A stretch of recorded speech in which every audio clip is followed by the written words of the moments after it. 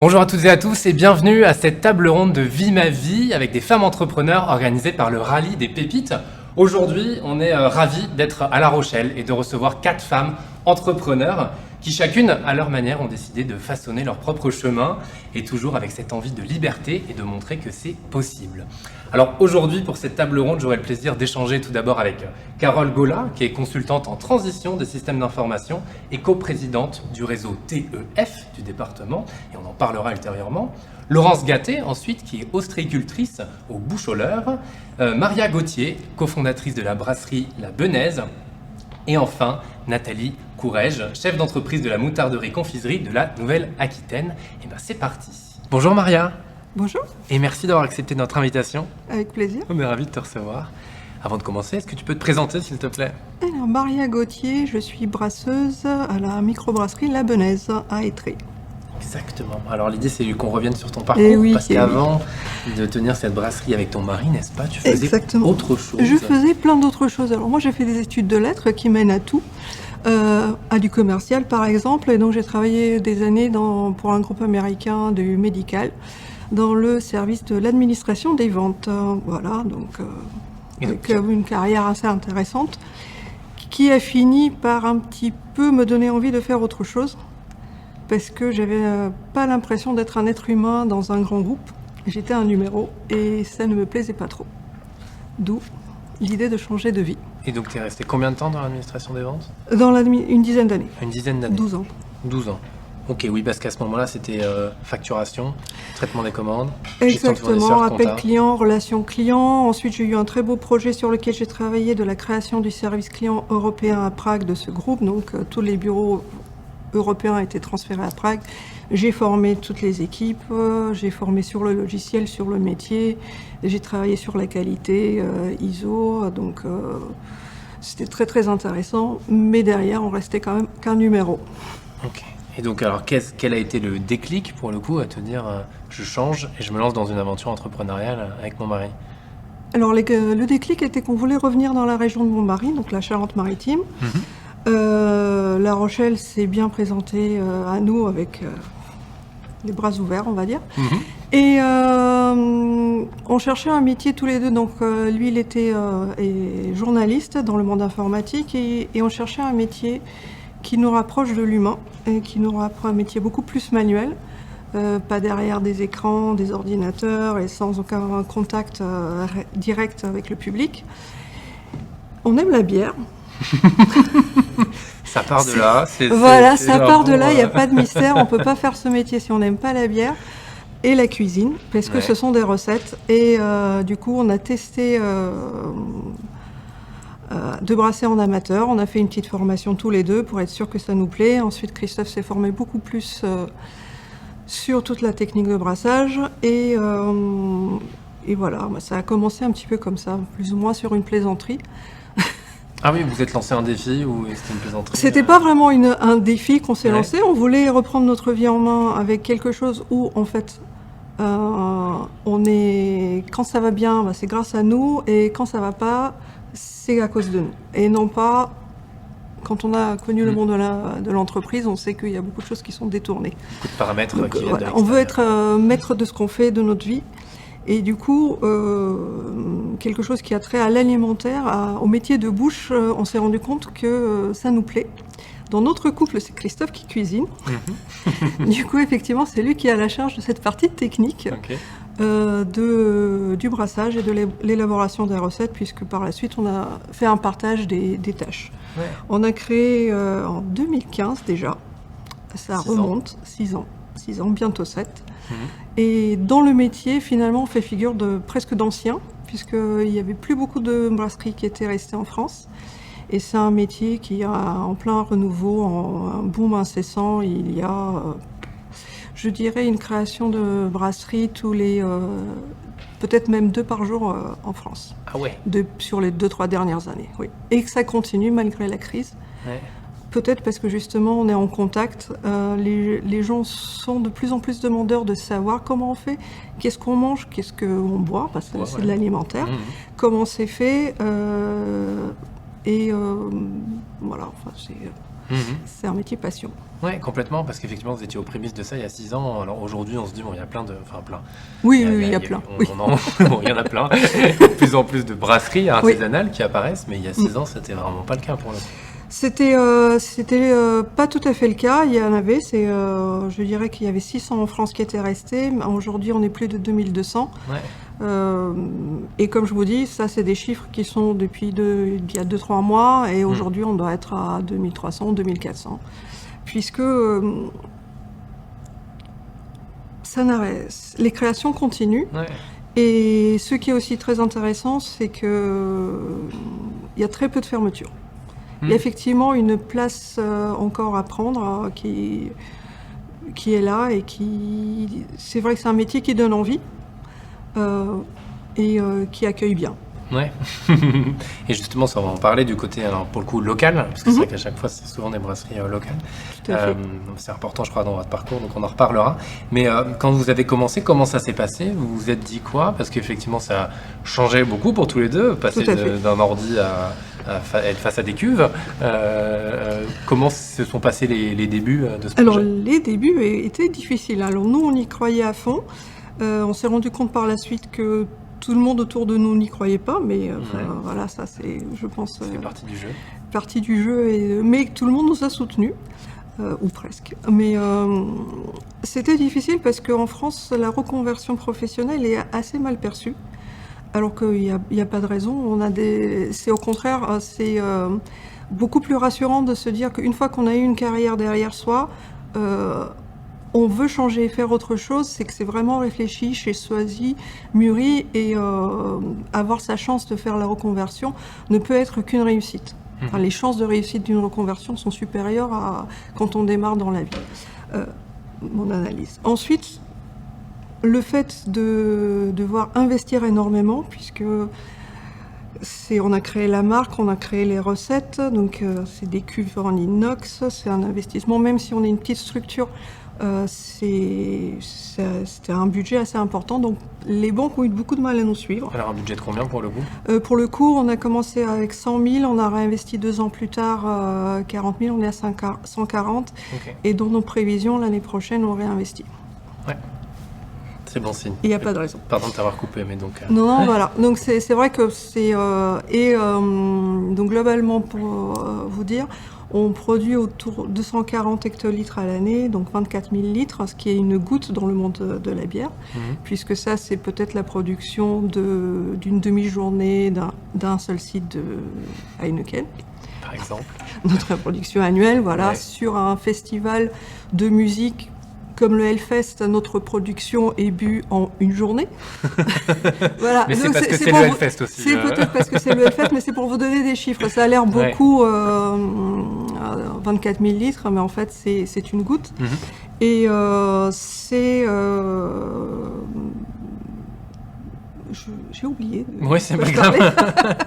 Pourquoi on parlait de ça? Mais en fait, c'est le fait d'avoir beaucoup d'investissements et de devoir créer et lancer une marque, de tout créer au début. Et le démarrage est assez long, puisque il y a les temps de production, il y a les temps de démarchage commercial, de s'installer, d'être reproductible, de pouvoir sortir le même goût reconnaissable d'année en année, de recette en recette. Donc ça demande beaucoup de temps et beaucoup de courage.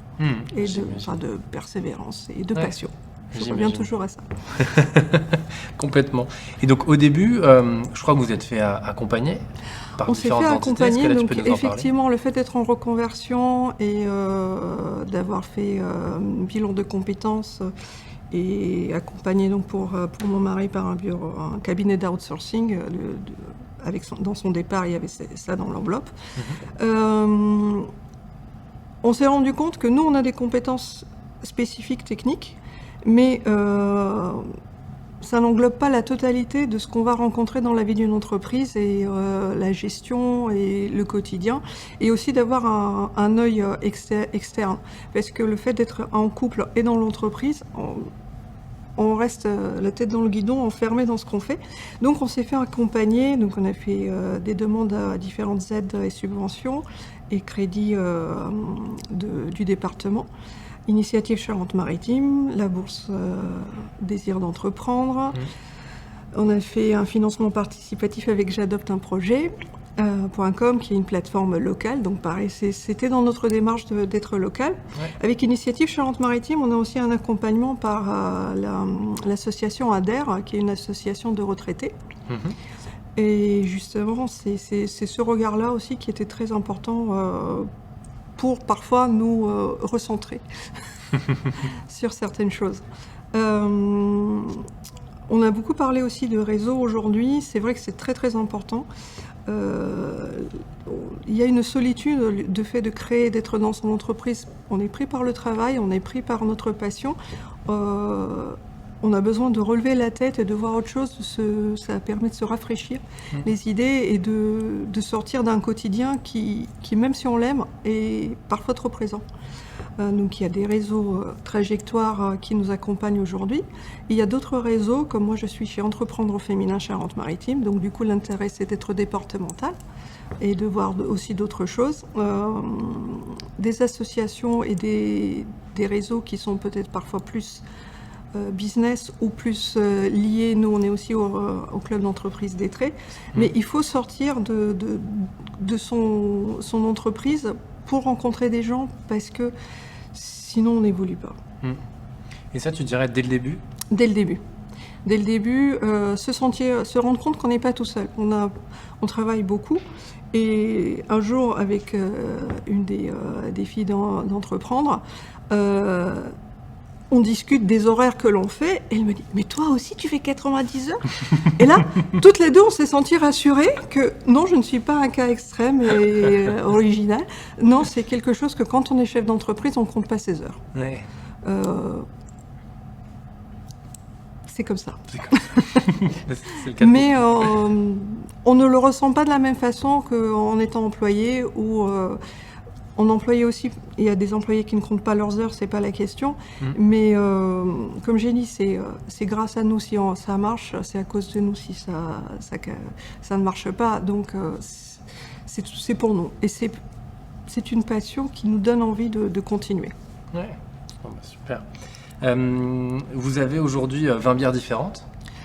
Une vingtaine de recettes. Une vingtaine de recettes. L'idée est d'essayer de faire cette année un calendrier de l'Avent qu'avec des benaises. Ah, génial, trop cool.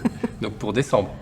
Et oui, pour décembre. On aime. Tokoro. Voilà, on a quelques idées en tête déjà. D'ailleurs, parfois c'est plus, il faut réussir à ne pas créer de nouvelles recettes pour pouvoir produire suffisamment sur celles qui marchent le mieux, la gamme classique. Donc, parce que sinon, dans la bière, on a toujours envie de créer autre chose, d'inventer. Et on a une clientèle qui en demande. C'est la question qu'on a sur les marchés le plus souvent, c'est qu'est-ce que tu as de nouveau ? Ok. Donc, voilà. Donc ils aiment les habituels, mais ils aiment bien un peu de nouveauté Tout aussi. à fait. S'il n'y a rien de nouveau, ils vont revenir faire ce qu'ils aiment. Et pareil, ils vont voir d'autres brasseries, ils goûtent et ils reviennent vers ce qui leur plaît le plus quand ils n'ont pas trouvé de nouveauté. Ouais.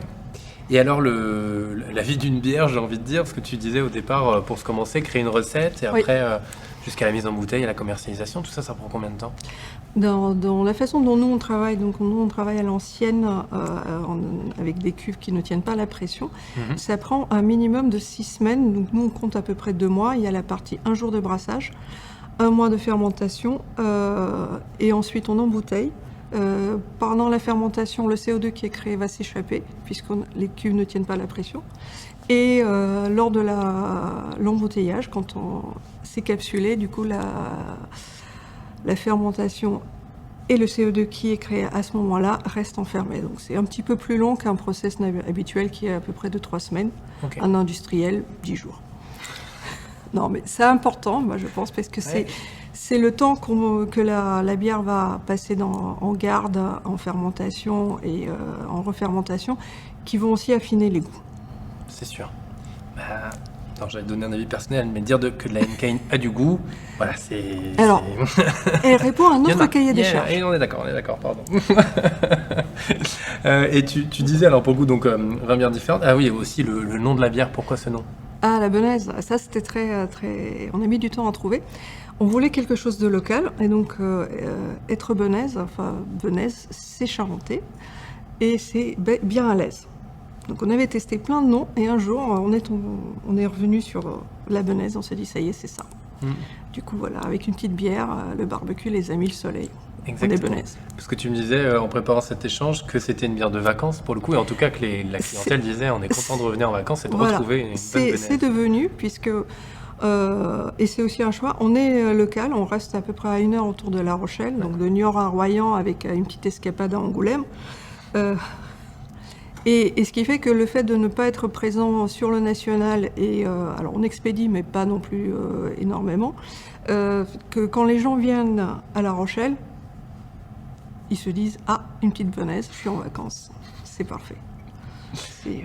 Ça complète bien. Ouais, effectivement. Et alors, tu en as parlé pour le coup, parce que je voulais parler de ce côté local, mais effectivement, toutes les livraisons que tu peux faire, c'est à 1 heure. Exactement. Autour de La Rochelle, Étré étant juste collé à La Rochelle. Ouais. Souvent, on parle que de La Rochelle, mais on est à Étré. Pareil, c'est dans notre choix de reprendre notre vie à main et d'être à proximité. On voulait être en direct avec nos clients. C'est pour ça que on ne sort pas de ce périmètre-là. Donc on produit, on met en bouteille, on livre, on fait les démarchages, l'administratif, la comptabilité. Et vous avez une répartition d'ailleurs entre Christophe et Voilà, toi, effectivement, on a une répartition. Christophe plus à la partie technique, moi à l'administratif. Et dans l'administratif, j'inclus l'étiquetage, qui est une tâche peut-être pas les plus passionnantes. Et au commercial, on est tous les deux. Ouais, c'est ça. Et vous faites aussi des marchés, alors pour le coup, sur quel marché on peut vous retrouver? Toute l'année sur le marché de la Palisse. Ouais. Donc le plus grand marché de Charente-Maritime, voire peut-être plus. Un marché très très vivant les dimanches matins, donc on y est à l'année. L'été on fait aussi d'autres marchés, Châtelaillon essentiellement. Et après on travaille beaucoup avec ce qui va être épicerie fine, caviste, quelques restaurants, bars, du classique. Effectivement. Et aujourd'hui, vous êtes 3 personnes à travailler dans l'entreprise, c'est ça? Aujourd'hui, on est 3. Cette année, on a embauché une personne qui est essentiellement sur les livraisons et donc la partie la logistique. Ça marche. Et tu parlais tout à l'heure d'investissement pour 2022. Oui. Quels sont-ils et surtout pourquoi faire? Quels sont les objectifs derrière tout ça? C'est pour répondre à la demande. Ouais, génial. C'est ça. Alors, depuis qu'on a commencé tous les étés, on n'arrive jamais à avoir suffisamment de stock. Il y a les 2 mois de production, ensuite qui nous bloquent. Il faut comment dire? L'été, nous on fait 40% de notre chiffre d'affaires. Donc il faut produire dès le mois de mars pour avoir suffisamment. Après, donc pour pouvoir produire autant en amont, il faut avoir de la place. Donc même si on essaie d'optimiser, on est en manque de place et aussi, forcément, il y a aussi un petit côté financier qui fait que pouvoir avancer autant à l'avance la trésorerie pour les achats de matières premières, c'est pas toujours évident. Mais c'était parmi ces choses-là aussi au niveau de l'accompagnement, c'est que quand on débute, on fait un business plan, on se projette, etc. On n'imagine pas que la saisonnalité aura une telle influence et telle incidence sur l'activité.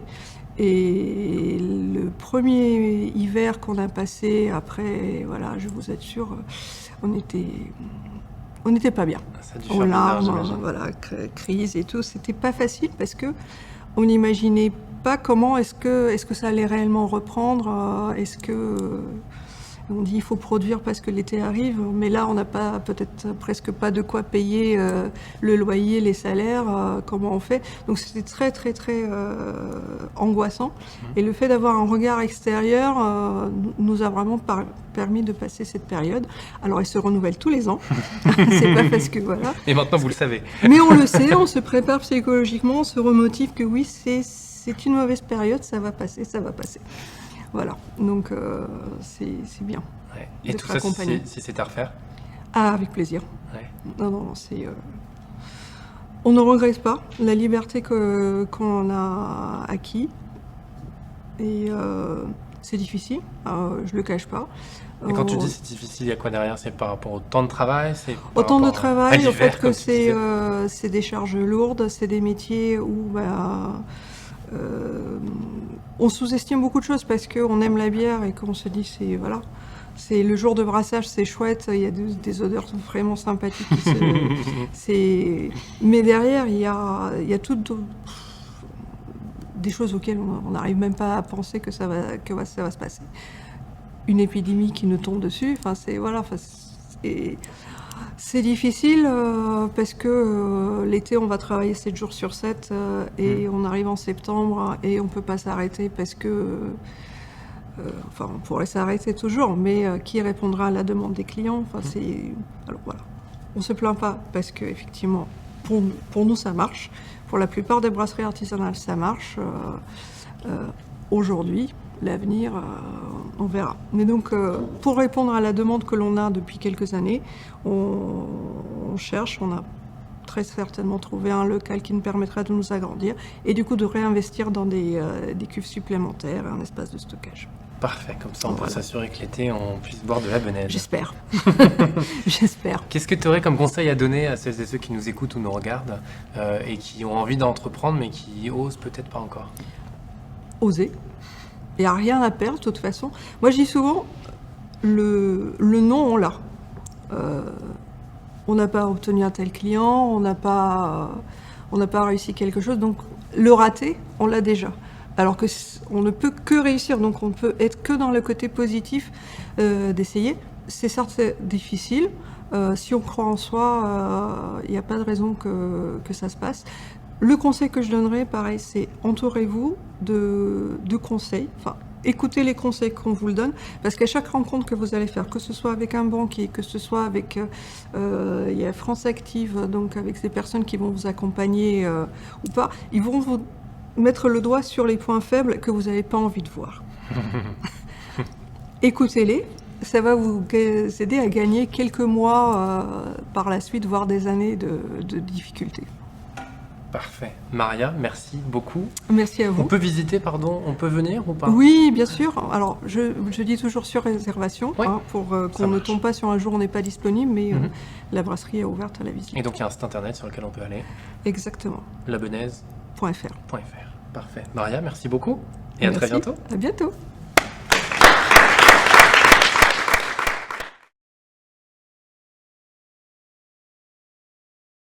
La question qui est posée, est-ce qu'il y a une date de péremption sur les bières? Alors, nous, on met 2 ans de péremption. C'est bu avant. Pardon, c'est sûrement bu avant par les personnes qui... Mais oui, complètement. Pardon. Très souvent, oui. C'est voilà. C'est ce qu'on nous enseigne dans les différentes formations. 2 ans sur les bières artisanales, on peut mettre 3 aussi assez facilement sur des bières un peu plus fortes. Après, sur des bières qui sont plus houblonnées, donc, avec plus d'amertume, souvent on va mettre 1 an puisque comme c'est un produit qui n'est pas filtré, qui n'est pas pasteurisé, il continue de vivre et de changer de goût et l'amertume est le goût qui va disparaître le plus. Donc c'est des péremptions assez longues, pareil, comparé à l'industriel qui va mettre 6 mois, c'est des péremptions qui sont assez confortables pour travailler. C'était effectivement pour le goût et puis aussi pour le stock, puisque tu disais que vous deviez produire plus en amont. Effectivement, non mais c'est pour ça, on sait que si on a la place pour stocker et la trésorerie pour acheter les matières premières, voilà, on pourrait produire plus. Quand vous êtes lancé, tu disais qu'il y avait beaucoup de personnes qui avaient potentiellement des doutes, et aussi dans l'accompagnement. Quels ont été justement ces doutes de votre entourage? On s'est rendu compte par la suite que les doutes étaient le fait de changer, de faire quelque chose de totalement différent pour beaucoup de personnes, et quelque chose qui est dans les métiers de bouche. C'est si on a fait des études de lettres ou des études de journalisme, on se disait il va faire comment il va faire. Donc ils se disaient on les soutient parce qu'on les aime bien, mais qu'est-ce qu'ils vont nous sortir derrière? Est-ce qu'on va aimer le produit qu'ils vont sortir? C'était surtout ça les doutes, et après effectivement dans une création, effectivement, les 3 premières années étant critiques, d'autant plus quand on crée une marque, et c'est pas simple. Mais de ce qu'on a entendu aussi, c'était Bon, s'ils ratent, c'est pas très grave, on va les aider, on est dans la famille, on va pas les laisser tomber. Mais au final, Mais on ne l'a pas dit en face au début. Ouais. Et c'est ce que j'entends et ce qui est souvent le cas quand on entreprend, c'est leur propre peur au final. Oui. Alors, bien sûr, ils ont peur pour nous, mais c'est leur propre peur qui peuvent parfois nous C'est ça. renvoyer. Mais un porteur de projet, il n'a pas peur. Ouais. Ça, Quand il y croit, quand il est passionné. Voilà, mais c'est... Et d'ailleurs, heureusement, parce que sinon... On n'irait pas. Si, mais bon, moins.